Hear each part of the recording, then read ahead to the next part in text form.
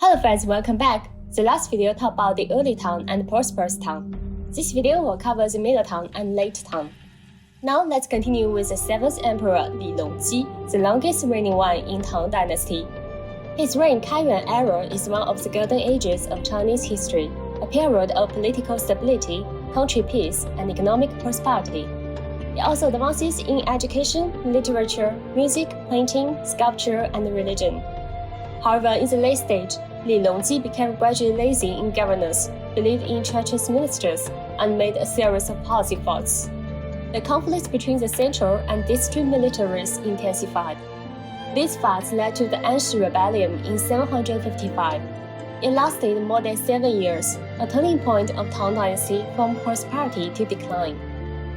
When talking about Anshi Rebellion, we have to mention Li Longji's favorite consort Yang, also one of the 4 beauties in ancient China. But consort Yang's brother was a treacherous minister. He often spoke ill of a district military governor, An Lushan, also a villain. An Lushan was provoked and finally revealed his wild ambition with another governor, Shi Sinin. They rebelled in 755 and rapidly occupied the capital in the next year. The emperor had to escape the capital hurriedly before it fell. His following soldiers blamed the event on Minister Yang and killed him. They even forced the emperor to kill consort Yang. After the emperor escaped to Sichuan province, his son Li Heng claimed to be the next new emperor and made his father retire. 2 years after the rebellion, An Lushan was killed by his son due to internal conflicts. The imperial clan returned to the capital. However, the civil war still continued until 763. The retired emperor Li Longji and his son Li Heng both passed away 1 year before that. By the way, Li Heng believed in eunuchs, which caused the eunuchs that hold military powers. They even controlled the most important military force in the capital, Shen Cejun, which varied the potential risk for the Tang Empire. During the Anshi Rebellion, the population decreased by 36 million significantly. The population loss ranked 3rd in recorded conflicts, next to World War II and the Mongolia conquests. But the death was 2/3 of the Tang Empire and 1/6 of the world at that time. In Steven Pinker's book, it was the largest violence in proportion in history, surpassing the other two. Anshi Rebellion was also a turning point for Chinese history. Since then, the empire lost its deterrence to the northern tribes but faced threats from them in the following dynasties. Although the next 2 tribes emperors had tried to reform politics and revitalize the country, due to the economy, ministers, and eunuchs, continuous wars raised by district military forces and neighbor tribes, the prosperous Tang couldn't come back anymore. Especially during the 12th emperor's reign, the hope of another golden era flashed momentarily. However, the emperor was later too proud of his achievements and became lazy in government affairs. He finally overtook the so-called prolonged life medicine, which caused heavy mental poisoning. His son didn't care about the country, wasted government funds, and also died of poison. His grandson was the same and killed by a eunuch.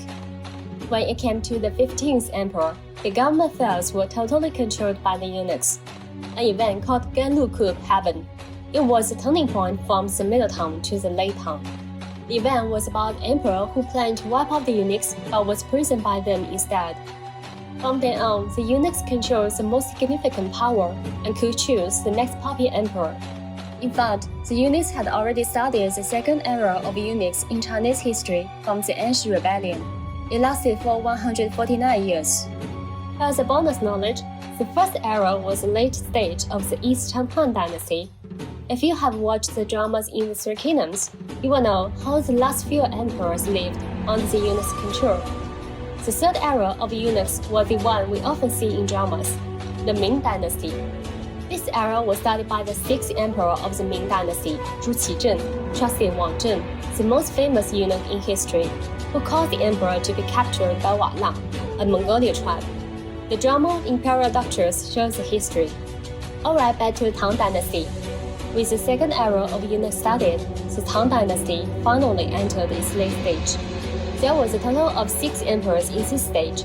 I want to talk about the second emperor here, because he often appeared in dramas, such as the Imperial Coroner, Beyond the Realm of Conscience, and San Manbin.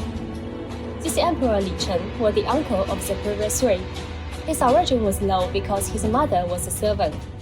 So he grew up in an environment where others looked down on him. He used to be bullied and kept silent, which left the impression of being down. So the eunuch Ma Yuanzhi thought he was easy to control and made him emperor at 37.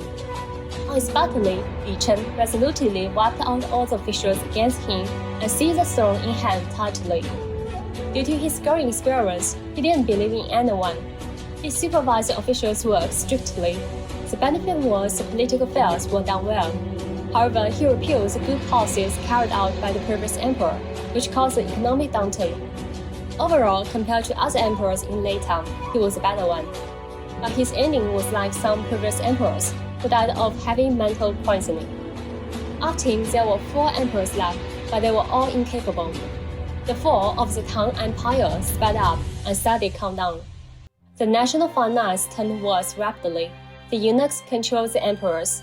The corruptions of the officials were common. The disasters like drought and flood swept many districts. More and more people couldn't survive and raised a peasant rebellion. These were usually the signs of the empire's fall in Chinese history. In 904, a district military leader, Zhu Wen, invaded capital and forced the second and last emperor to move the capital from Chang'an to Luoyang. What's more, he destroyed the beautiful palaces. From then on, the largest world-class metropolis capital in that era, Chang'an, lost its glory and never be the capital anymore. This city used to be the capital of 13 dynasties. In addition, it was the start of the Silk Road from the Western Han Dynasty. Nowadays, this city is called Xi'an. Eventually, in 907, also Zhu Wen forced the last emperor to abdicate, overthrew the Tang Dynasty, and established the later Liang Dynasty as its emperor. The chaotic 5 dynasties and 10 kingdoms period started and lasted for only 72 years. It was finally ended by Zhao Kuang-yin, the founder and first emperor of the Song Dynasty. That's another major dynasty we often see in historical dramas. I will talk about it in the following video. Alright, thank you for your support. See you next time.